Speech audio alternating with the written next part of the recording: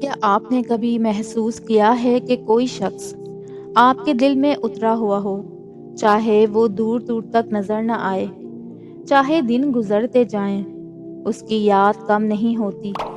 آپ راتوں کو جاگتے رہتے ہیں، دل بے چین رہتا ہے اور سوچتے ہیں کہ یہ محض ایک جذباتی کمزوری ہے، مگر حقیقت یہ ہے کہ یہ اللہ کی ایک بڑی آزمائش اور نشانی ہے جو آپ کو کسی عظیم حکمت کی طرف لے جا رہی ہے۔ دل اللہ کے ہاتھ میں ہے، جیسا کہ قرآن پاک میں ارشاد ہے کہ دل اللہ کے قبضے میں ہے اور وہ جو چاہے کرتا ہے۔ ایک لڑکی تھی جو روزانہ ایک دوست کے بارے میں سوچتی، اس کے لیے دعائیں مانگتی، دل سکون کی تلاش میں تڑپتا رہتا۔ وہ شخص دور بھی تھا مگر دل قریب محسوس ہوتا، کبھی کبھی تو خوابوں میں بھی آ جاتا۔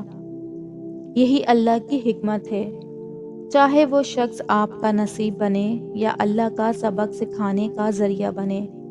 یہ احساس آپ کو صبر، دعا اور اللہ کی طرف رجوع کرنا سکھاتا ہے۔ سوچیں اگر یہ بے چینی نہ آتی تو شاید آپ وہ سبق کبھی نہ سیکھ پاتے جو آپ کی زندگی کو بدل دے۔ اللہ کی رحمت میں تاخیر میں ہمیشہ خیر ہے۔ اللہ کی حکمت اور دل اللہ کی تخلیق ہے۔ ہر احساس، ہر یاد اللہ کی مرضی سے آتی ہے۔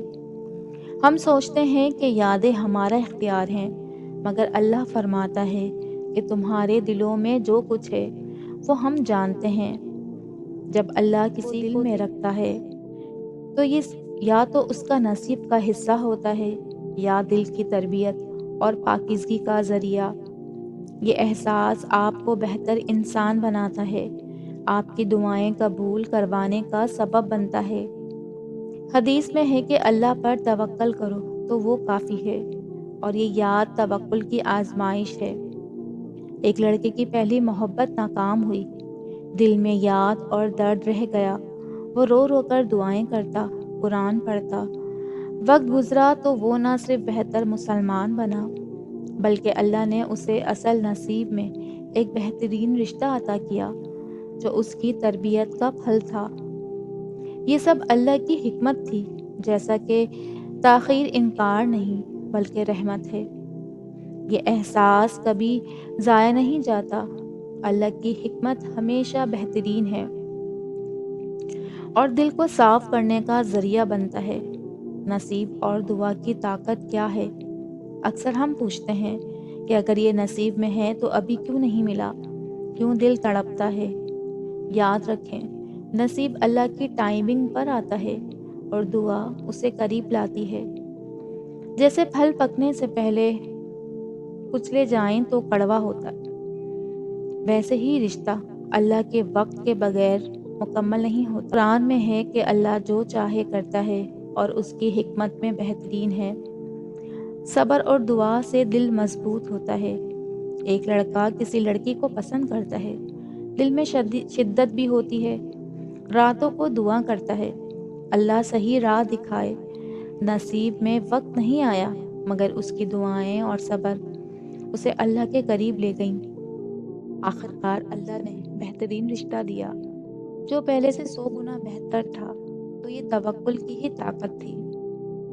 سوچیں کیا واقعی ہم ہر چیز کا وقت جان سکتے ہیں؟ نہیں، اللہ کا وقت سب سے بہترین ہے اور وہ سنتا ہے۔ جب اللہ راستے بدل دے تو کیا ہماری زندگی پہ اثر آتا ہے؟ اللہ کبھی کسی کو دل میں رکھ کر یہ سکھاتا ہے کہ اصل مقصد وہ شخص نہیں بلکہ آپ کی روحانی ترقی ہے۔